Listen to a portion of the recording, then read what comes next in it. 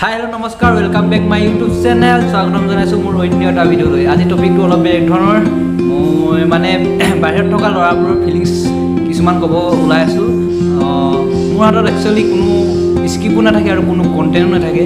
তো অলপ মনত যি আহে তাকে ভাবি কিনি ভিডিও বনাও। তো কিবা কিবি যদি ভুল ভ্ৰান্তি হয় আপোনালোকে ক্ষমা কৰি দিব আৰু আশা কৰো কমেন্ট কৰি অলপ ফুটুৱাই দিব। তো আজি মই বনাব গৈ আছো বাহিৰত থকা লৰাতে যেতিয়া ঘৰলৈ উভতি যায় মনত কেনেকানো ফিলিংছ আহে তাকে অলপ প্ৰকাশ কৰিবলৈ ওলাইছো আপোনালোকৰ মাজত।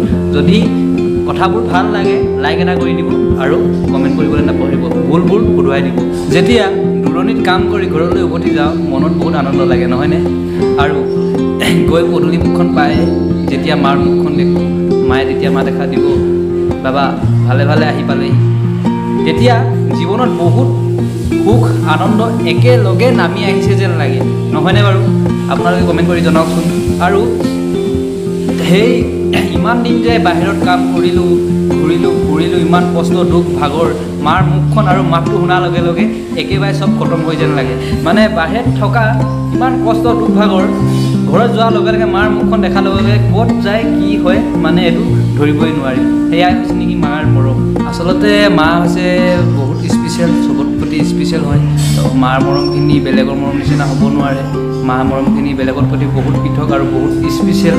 তো যাৰ নেকি মাৰ ইমানটো মৰম, মাৰ কাৰণে ইমান মৰম, তেখেতসকলে কমেণ্ট কৰি জনাওক আৰু লাইক কৰক। এইখিনিয়ে আছিল মোৰ আজি মনৰ ফিলিংছ। কথাখিনি যদি ভাল লাগিলে লাইক এটা কৰি দিব। তো অন্য এটা ভিডিঅ'ত লগ পোৱা আশাৰে পাই এণ্ড চি ইউ।